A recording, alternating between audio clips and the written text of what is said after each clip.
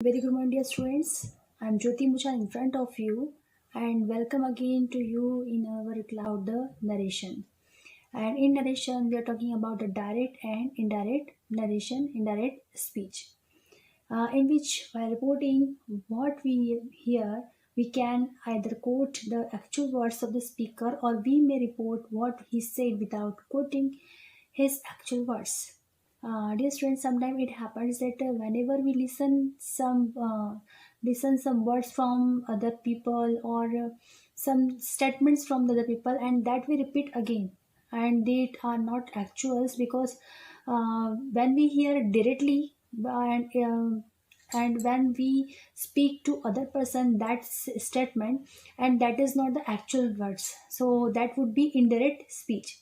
So whenever we are hearing any statement of the other persons, and if it is transmitted in another words, that would be known as the indirect speech or indirect narration. Dear students, narration में हम ये पढ़ते हैं कि जब आप किसी भी स्टेटमेंट को या किसी भी व्यक्ति के स्टेटमेंट को सुनते हैं तो वो आपका डायरेक्ट स्पीच होता है, लेकिन अगर आप उसी स्टेटमेंट को आप किसी और को जाकर बताते हैं या सेम स्टेटमेंट को रिपीट करते हैं, that is known as indirect speech और indirect narration. So, when we narrate or repeat one speech, we can represent it in two different ways, keeping the matter almost same. That means जब हम किसी और की बात को repeat करते हैं तो हम वहाँ पर स्टेटमेंट तो सेम होता है, बट हमारा जो कहने का तरीका होता है थोड़ा डिफरेंट होता है. As some example I'm giving you here, Amit said Arjun is very successful. यहाँ पे अमित ने कहा है कि अर्जुन क्या है, बहुत सक्सेसफुल है. तो सेम अगर हम रिपीट कर रहे हैं तो हम क्या बोलेंगे कि Amit said that Arjun was very successful. आप कहेंगे कि यहाँ पे इज की प्लेस पे वॉज क्यों आया, क्योंकि डियर स्टूडेंट्स यहाँ पे हमने स्टेटमेंट को रिपीट किया है इसलिए. तो जो स्टेटमेंट था वो पहले प्रेजेंट में था, लेकिन जब आप उसको चेंज करेंगे तो पास्ट की प्रेजेंट की जगह पर पास्ट में कन्वर्ट हो जाएगा, क्योंकि हम सेम स्टेटमेंट को जो कि प्रेजेंट में हो रहा था उसको हम प्रेजेंट में हो रहा था, अब हम उसको रिपीट कर रहे हैं कि जो हो चुका है. दैट्स वाई इसलिए हमने वहाँ पे क्या लगाया है, वॉज अप्लाई किया है. These two sentences illustrate the two ways in which we may report the words of the speaker. In the first sentence, we give the exact words used by the speaker. This is called direct speech. जब आप speaker के direct words को बताते हो, that means सामने वाला क्या बोलना चाह रहा है, तो डायरेक्टली जब वर्ड्स बोले जाते हैं वो डायरेक्ट स्पीच में आते हैं. In the first sentence sad is called the reporting verb. देखिए जो इसमें दो हमने जो सेंटेंस लिखा था, जैसे अमित सेठ अर्जुन इज वेरी सक्सेसफुल, तो यहाँ पे अमित सेठ कहा हमने, तो जो सेठ है यहाँ पर सैड क्या है, रिपोर्टिंग वर्ब है. और उसके बाद जो हमने कहा है कि अर्जुन इज वेरी सक्सेसफुल, ये क्या होगा, रिपोर्टेड स्पीच होगा. तो आपको ध्यान रखना है कि रिपोर्टिंग वर्ब और रिपोर्टिंग स्पीच क्या होती है. रिपोर्टिंग वर्ब क्या होती है, रिपोर्टिंग वर्ब वो होती है जिसमें हम बताते हैं कि किसने कहा है, और रिपोर्टेड स्पीच वो होती है जिसमें कि स्टेटमेंट बताया गया है. In the second sentence, we do not give the exact words of the speaker, but give only the substance of the what we said. This is called indirect speech. अब हम सेकेंड वाला जो हमारा statement है उसमें हम ये बताते हैं कि सामने की जो स्पीकर है उसने क्या कहा है. तो हम उसे नरेशन कह सकते हैं या फिर इनडायरेक्ट स्पीच कह सकते हैं. अब from sentence first we also learn that indirect speech. अब हमें इसके कुछ रूल्स है वो सीखना बहुत ज़रूरी है, अदरवाइज हम नरेशन को कन्वर्ट नहीं कर पाएंगे. The first rule is the exact words of the speaker are put with in inverted commas. जो सेंटेंस जो स्टेटमेंट स्पीकर के द्वारा बोला गया है उसको हमें डबल इन्वर्टेड कॉमा में लिखना होता है. The first word of this reported speech begins with the capital letter. अब देखिए रिपोर्टेड स्पीच जो होगी हमारी, जो कि बाद वाला जो सेंटेंस है, बाद वाला जो स्टेटमेंट है, उसमें हमें फर्स्ट लेटर जो है वो कैपिटल पुट करना है. A comma is placed after the reporting verb to separate it from the second part of the sentence. हमें दोनों सेंटेंस को सेपरेट करने के लिए बीच में कॉमा का यूज़ करना होता अब ये तो बात होगी हमारी डायरेक्ट स्पीच की। अब हम बात करें इनडायरेक्ट स्पीच की कि उसमें कौन कौन से रूल को फॉलो किया जाता है। The reported words are not placed with in inverted commas. Whenever you are converting direct speech to indirect speech, then you have to remove commas from the statement. No commas is placed after said. And whenever you're writing like Arjun said he is very successful, then you have to not apply the comma between these two statements. The reported speech is introduced by the conjunctions that. अब जब भी आप दोनों sentence को join करेंगे indirect speech में, तब आप दोनों सेंटेंस को ज्वाइन करने के लिए कंजक्शन यूज करेंगे और वो कंजक्शन सिर्फ दैट होगा। आपको सिर्फ दैट अप्लाई करना। The verb is change into was. अब देखिए जो वर्ब है, जैसे कि अभी आपको बताया मैंने कि Arjun said Arjun is sorry Amit said Arjun is very successful. लेकिन जैसे हमने इसे कन्वर्ट किया कि Arjun said that Amit said that Arjun was very successful, तो यहाँ पे इज कन्वर्ट हो गया वॉज में। तो यहाँ पे कुछ रूल्स ऐसे हैं जहाँ आपको ये देखना है कि कौन से प्लेस पर आपको कौन सा वर्ड यूज़ करना है। दैट मीन्स जो वर्ड्स हैं, जो हेल्पिंग वर्ब्स है, वो सेंटेंस के अकॉर्डिंग चेंज हो जाएगी। Now rules for changing direct speech into indirect. The following rules will help you in changing the direct speech into indirect. Dear students, whenever you are going to change the direct speech to indirect speech, then you have to keep some rules in your mind. The first rule is, if the reporting verb is in the present or future tense, the verb is in the reported speech is not changed at all. That means कि जब भी आपका जो verb है reporting verb जो है present में या फ्यूचर में होगा, तो आपको वर्ब जो है रिपोर्टिंग स्पीच को उसको चेंज नहीं करना है।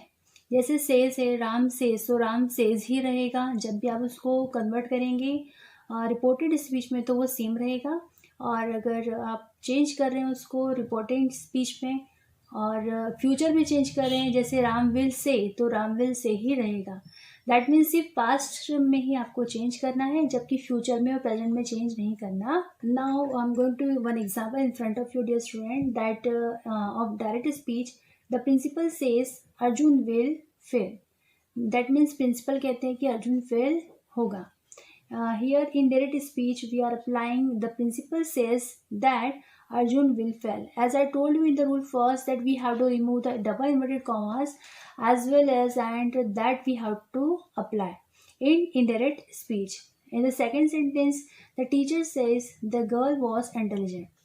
And in now indirect speech, the teacher says that the girl was intelligent. So here was is not changing in was because the reporting speech is same.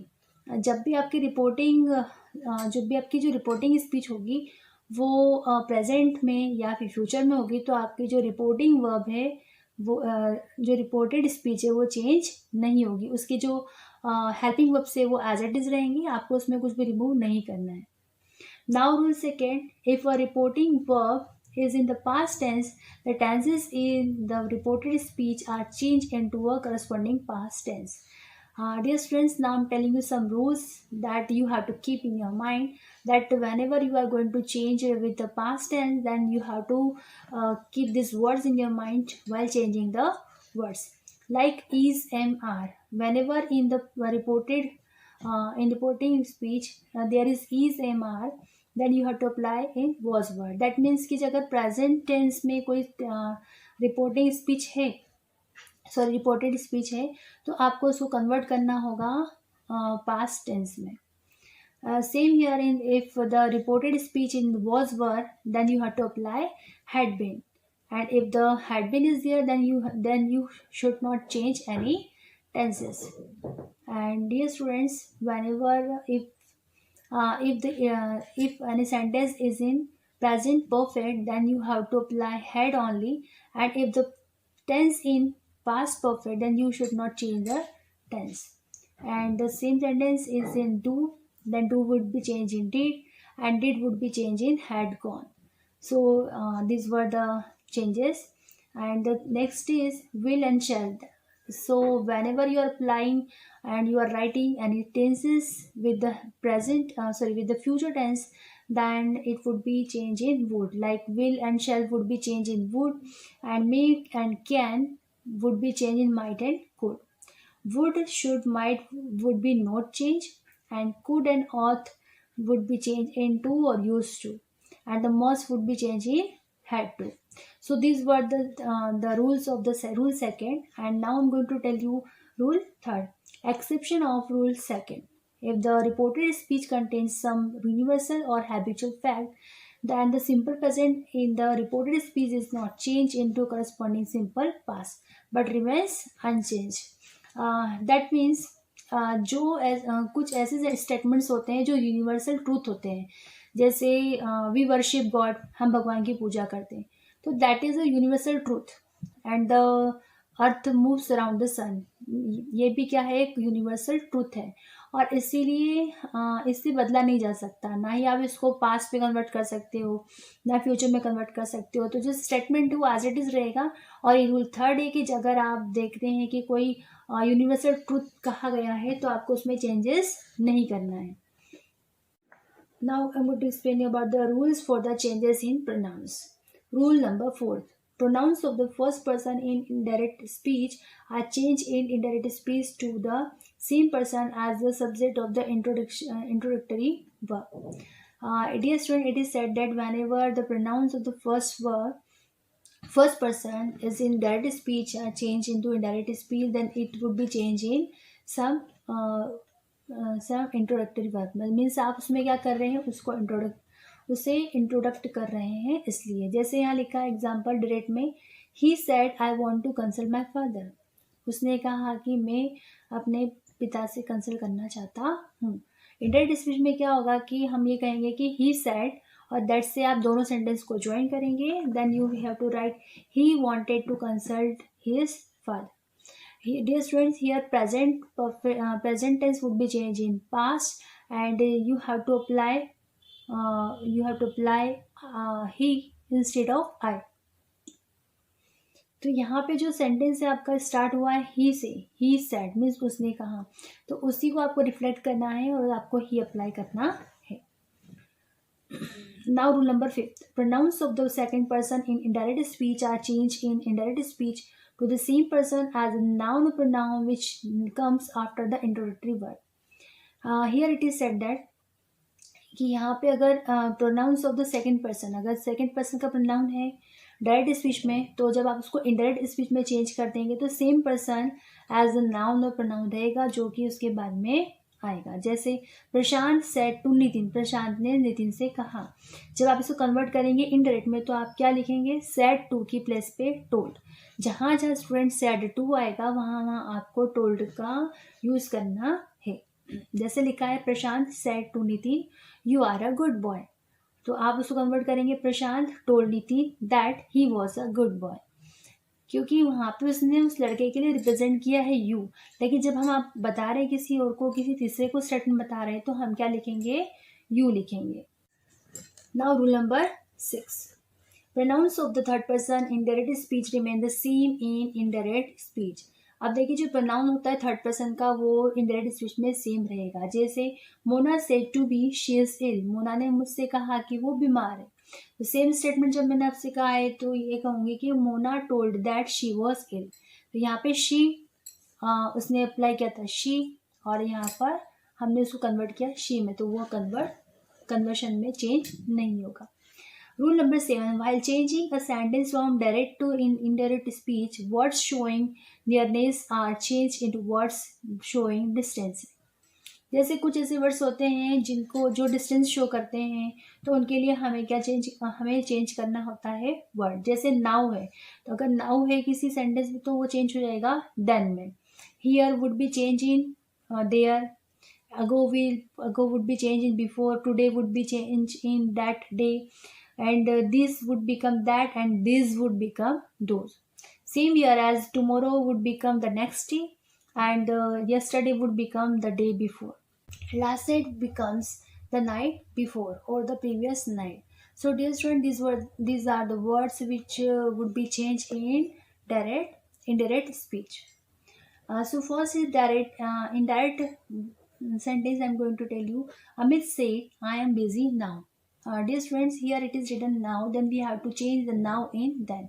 हम यहाँ पे now को change किस में convert करेंगे, then में convert करेंगे. जैसे Amit said as it is रहेगा, डबल इन्वर्टेड कॉमास रिमूव करना है आपको और उसके बाद अप्लाई करना है that he was busy then. Next sentence direct में लिखेंगे हम, ही सेड टू मी और उसके बाद लिखा है I finished work long ago. Same sentence you have to convert in indirect speech, then you have to apply he told me that he had finished work long before. Here we have changed the sentence in indirect speech. Mother said my son is here, and indirect speech mother said that her son was there. देखिए यहाँ पे हम क्या change कर रहे हैं. सबसे पहले फर्स्ट सेंटेंस में हमने किया है नाउ को देन में कन्वर्ट, फिर अगो को बिफोर में कन्वर्ट किया है, उसके बाद हमने हियर को देयर में कन्वर्ट किया है.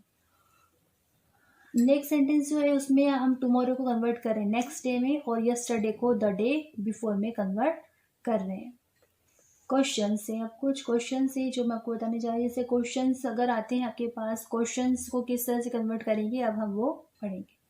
The reporting verb is change into ask और inquire. Word like demand, wonder, want to know can also be used. Inquire and demand are followed by the preposition of. जब भी कोई statement ऐसा हो जिसमें आपको लगता है कि कोई इंक्वायरी कर रहे हैं हम, या फिर कोई क्वेश्चन पूछा जा रहा है या कोई डिमांड की जा रही है, तब आपको उसमें सेड टोल्ड को अप्लाई करने के प्लेस पर आपको इंक्वायर या फिर डिमांड अप्लाई करना होगा, और उसके साथ अप्लाई करना होगा आपको of. The question form is change into the statement form. The question mark is dropped. देखिए जब भी आप क्वेश्चंस को इनडायरेक्ट स्पीच में कन्वर्ट करेंगे तब आपको उसमें क्वेश्चन मार्क नहीं लगाना है, क्योंकि वो उसमें किस में चेंज हो जाएगा, वो कन्वर्ट हो जाएगा स्टेटमेंट फॉर्म में, क्योंकि वो जो डायरेक्ट स्पीच है वो इनडायरेक्ट स्पीच में कन्वर्ट हो रही है इसलिए. No conjunction is used if the sentence begins with the question word like who, whose, which, what, when, why. जब भी कोई क्वेश्चन वर्ड से स्टार्ट हो रहा है, WH क्वेश्चन वर्ड से स्टार्ट हो रहा है, तो आपको किसी भी तरह का उसमें कंजक्शन अप्लाई नहीं करना है. If or whether is used as conjunction if the sentence begins with an auxiliary verb. अब देखिए if और whether, ये इसका यूज़ कब करना है आपको, कंजक्शन के प्लेस पे. अगर आपका जो सेंटेंस वो किससे बिगिन हो रहा है, ऑक्सिलरी वर्ब से बिगिन हो रहा है, तब कोई भी ऑक्सिलरी वर्ब से आप सेंटेंस स्टार्ट कर रहे हैं तो आपको उसमें if या whether लगाना होगा.